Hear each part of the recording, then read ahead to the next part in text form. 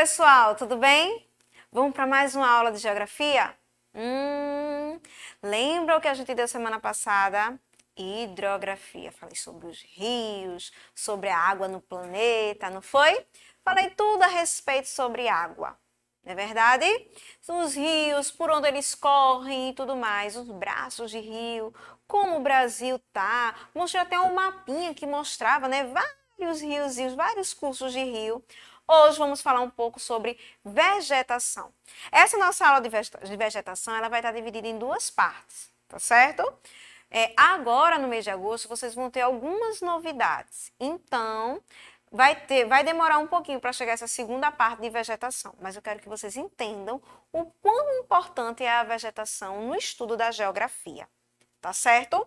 Então, vamos lá. Vegetação. Vamos falar, um pouquinho sobre os impactos das atividades humanas e reconhecer a importância do solo e da água para a vida sustentável no processo interativo entre natureza e sociedade. Vamos também observar e investigar o uso dos recursos naturais, como destaque para o uso da água e do solo em atividades cotidianas, tá certo? E algumas ações humanas que interferem, na vida, na natureza, no meio ambiente.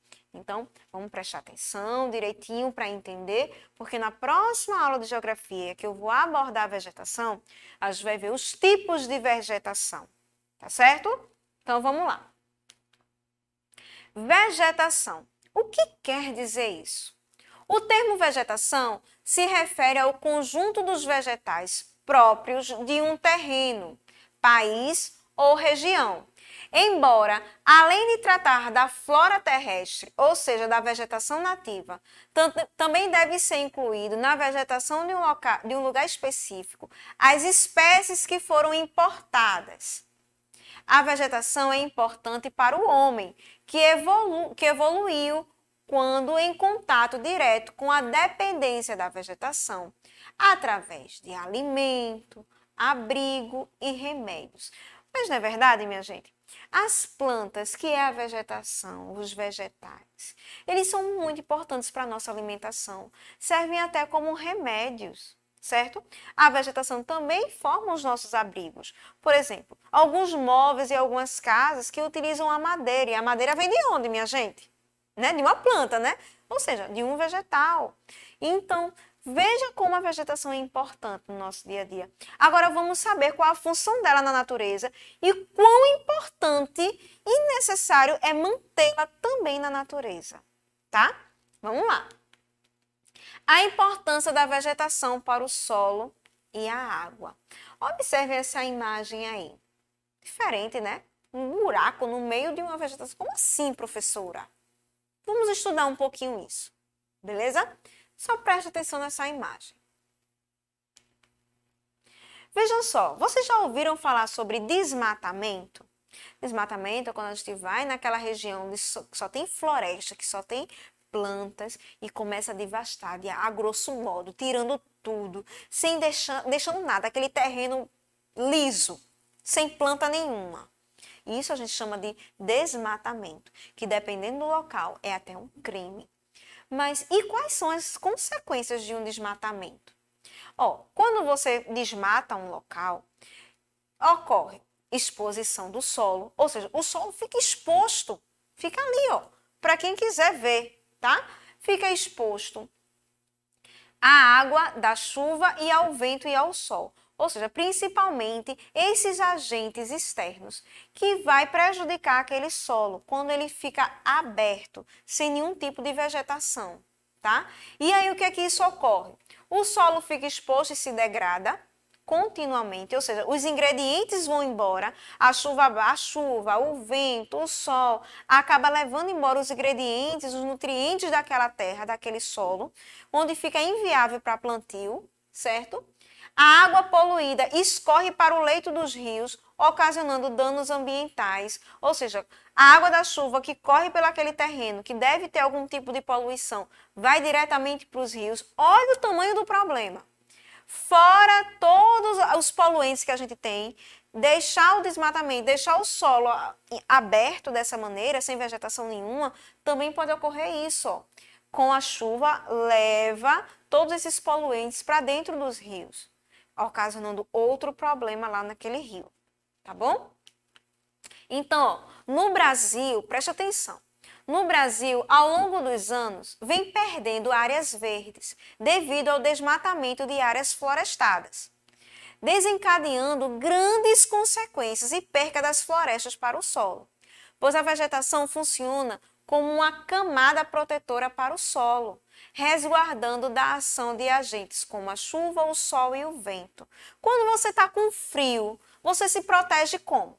Usando casaco, não é verdade? Você bota um casaco bem quentinho e se protege ali do frio. O solo, minha gente, é a mesma coisa.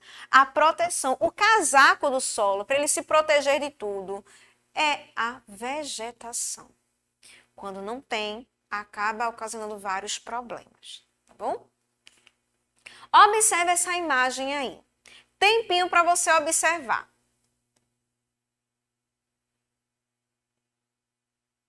Você observou aí que tem uma área bem com bastante floresta, bem verde, e uma área sem plantação nenhuma, com algumas plantas secas. É ou não é? Que você vê que até tem, quando se dá a impressão de que quando chove passa por esses bequinhos, né? Nessa figura aí, onde só tem barro, por esses bequinhos, escorre por esses bequinhos, fazendo esse percursozinho de água. Mas veja, é um solo que aparentemente está nutrido, que é adequado para uma plantação? Não. Mas ali tinha algum tipo de plantação, ali tinha vegetais, mas foi retirado em grande escala. E quando foi tirado, o solo ficou o quê? Exposto. E aí, com o tempo, ele foi ficando dessa maneira. Um solo pobre para o plantio, que não tem muita serventia, que esse barro, dependendo do local e da região que ele esteja, ele pode escorrer para algum outro local, invadindo casas, invadindo povoados, poluindo rios. Entendeu agora? É um problema. Se em caso de chuva, qual dos dois solos sofrerá mais impacto com as gotículas de chuva? Qual dos dois vai sofrer mais impacto? Esse do barro aqui ou esse da floresta? Se chover aquela chuva forte mesmo, qual o solo que vai sofrer aquele impacto mesmo? O de barro ou a floresta da floresta aqui? O de barro, né, minha gente? Ele é que vai sofrer mais com a chuva forte, né? Com as gotículas, até com a chuvinha fraca, aquelas gotinhas que às vezes não faz mal para ninguém, também prejudica. Com o tempo é que a gente vê o resultado de todo esse dano. Então, vejam só. A água da chuva é um dos fatores responsáveis por levar os nutrientes do solo, o que faz com que, aos poucos, ele se torne, minha gente, improdutivo, pois perdeu propriedades que tornam fértil e preparado para o plantio. Olha essa terra seca como está. E quando chove, muitas vezes nem vai dar muito aí. Entendeu? Então, esse é o problema de deixar o solo exposto, do desmatamento, de tirar toda aquela vegetação. Já em relação à importância da vegetação para a manutenção da qualidade da água, presta atenção. Ao retirar a vegetação de um terreno e deixá-lo exposto, a ação da chuva acaba levando o solo para dentro dos rios, lagos, lagoas e demais corpos hídricos, ou seja, demais cursos, né, de água, aumentando a turbidez da água, deixando-a escura e muitas vezes imprópria para o consumo. Ou seja, se você vai lavar roupa num rio poluído, por exemplo, não, né? Então, existem várias situações. Quando você deixa o solo exposto, quando chove, a água da chuva vai levar com tudo, porque não houve nada para filtrar aquela água. Vamos ter um exemplo disso mais à frente. Vamos prestar atenção aqui na leitura. Cadê onde estava? Aqui. Devido aos compostos químicos liberados na água, provenientes, sobretudo, da decomposição de restos de animais e vegetais. Este processo ainda faz com que a água leve sedimentos para os fundos dos rios, tornando-os mais rasos. Isto devido ao acúmulo de material em seu leito. tá? E aí, ó, quando esse acúmulo desse solo que veio aí, ó, com a água da chuva, se sedimenta não, se deposita no fundo do rio, esse rio vai ficando mais raso. E a água vai procurando mais o quê? Mais espaço. Se ela vai procurando mais espaço, ela vai encontrar. Daí, quando a água encontra, né, espaço, ela vai querendo, né, ir se expandindo. Mas vamos ver aqui. Esse slide aqui agora. Como o desmatamento prejudica o solo e a qualidade da água? Vejam só.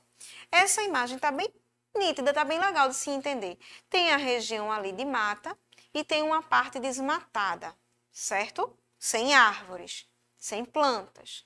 E você pode ver que nesse solo que está sem plantas, é um solo pobre, cheio de sedimentos, querendo ou não, um tipo de poluição que vai prejudicar esse solo para o plantio. E se chover nesse local, todos esses sedimentos vão para o fundo desse rio. E esse rio, provavelmente, com o tempo, ele vai subir de nível e vai invadir essa região desmatada. Entenderam agora? Entenderam? É o que a gente chama de mata ciliares. Por quê? Porque ela vai conter o rio ali, ela vai filtrar, não vai levar sedimentos para o fundo do rio, consequentemente ele não vai aumentar de nível, tá certo? Então, toda ação na natureza tem uma reação, tá bom? Com a vegetação, com a água, com o solo, não seria diferente isso, bom? Mas para a gente entender direitinho esse processo aí dessa erosão do solo, vamos prestar atenção aqui nessas imagens. E depois, se você quiser fazer na sua casa, eu vou dizer como é e você pode até fazer um experimento aí, tirar foto, gravar, mandar para o professor, fazer aquela exposição, né? Se amostrar um pouquinho, a gente pode, né? Vamos lá. Então, atenção nas imagens a seguir. Eu peguei, né, uma garrafa PET e enchi de terra. Enchi ela lá de terra, certo? É o primeiro, você vai precisar de garrafa PET, cortar ela como ela tá aí ó, na imagem e encher de terra.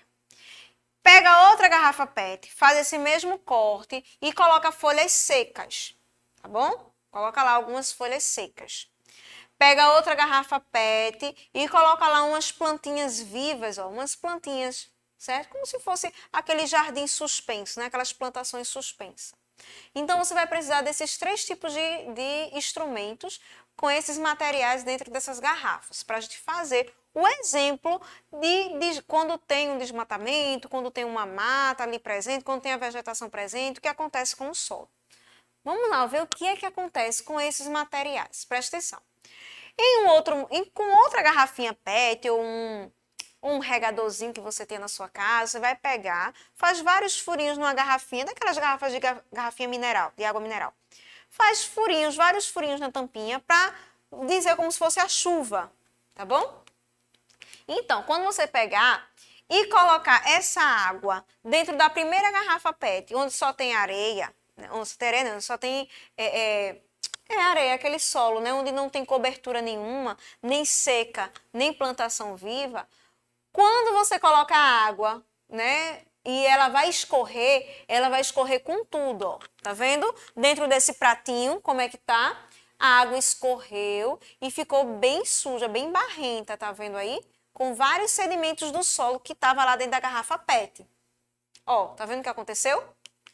Já na segunda, que tinha alguma vegetação seca na garrafa junto com o solo, quando eu coloquei água nela, olha só o que aconteceu, ó.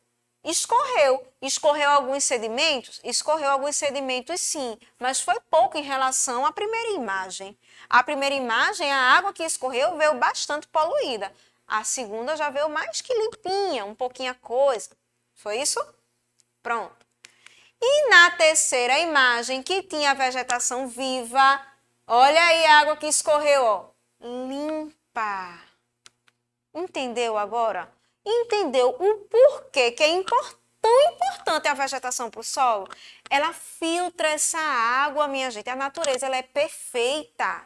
Quando você tira a vegetação, você tira o filtro da água da chuva.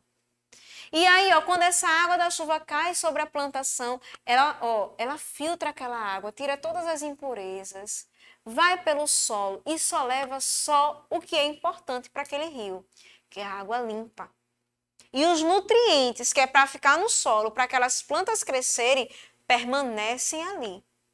A natureza é perfeita, ela pensa em tudo. A gente, ser humano, que muitas vezes destrói ela. Quer meter a mão e destrói. Né? Um dos fatos é desmatando, sem necessidade. Tá certo? Então, se você quiser fazer essa experiência aí na casa de vocês, faça. Tá? Pega uma garrafa PET, assim como está nessas imagens. Foca aí nessas imagens para todo mundo ver. Ó, pega lá um pouquinho de terra, bota na primeira garrafa.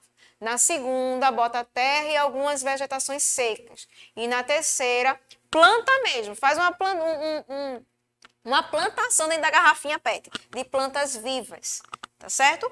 E aí depois vem, ó, e simula uma chuva. E simula uma chuva nas 3 garrafas PET. E você vai ver o filtro acontecer. Tá? Quando o solo está descoberto, acontece essa erosão aqui, ó. Aí existem várias consequências para a natureza. Tá bem? Seguindo. O experimento sobre erosão do solo consiste em demonstrar a relação existente entre a chuva e a existência ou não da vegetação para o solo e para a proteção da qualidade da água. Ô, professora, então quer dizer que a gente vai deixar de tirar as plantas? E como é que a gente vai ter os móveis dentro da casa da gente? Gente, tudo demais faz mal, tá bom? Então a gente tem que saber usar os recursos da natureza com sabedoria. Tá? Não é que a partir de agora você vai deixar de tirar algumas árvores para fazer casa, para fazer algumas coisas. Não. Mas você não pode chegar e desmatar uma área grande, principalmente perto de rio. Você não pode desmatar. Você tem que tirar árvores, né, em determinados locais. Existe um estudo para isso, para não atingir tanto a natureza, porque a natureza ela tem o poder de se recompor, mas ela precisa de tempo. Mas o homem é tão apressado, certo? Tão ganancioso às vezes, que quer tirar tudo de uma vez. E não é assim. A gente tem que ter paciência. A natureza ela trabalha com a paciência, tá bom? Então, aí eu trago um desafio para vocês, alunos, diante dessa experiência que eu expliquei aqui através de imagem. Olha, vocês podem fazer aí na sua casa, tá? Para poder responder melhor esse desafio. Você vai fazer o seguinte, responder as seguintes perguntas.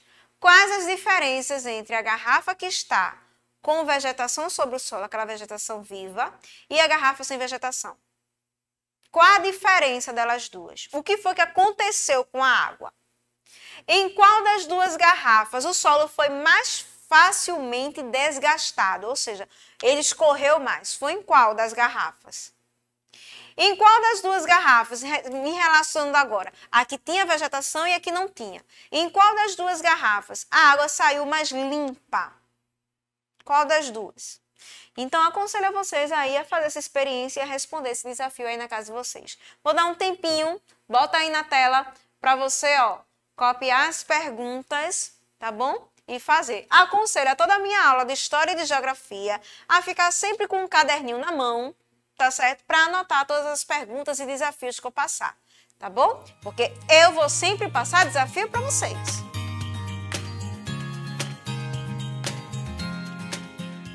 Seguindo, vamos lá seguir? Um textinho agora só para a gente finalizar esse momento, né, falando sobre isso e entrar em um outro assunto bem rápido.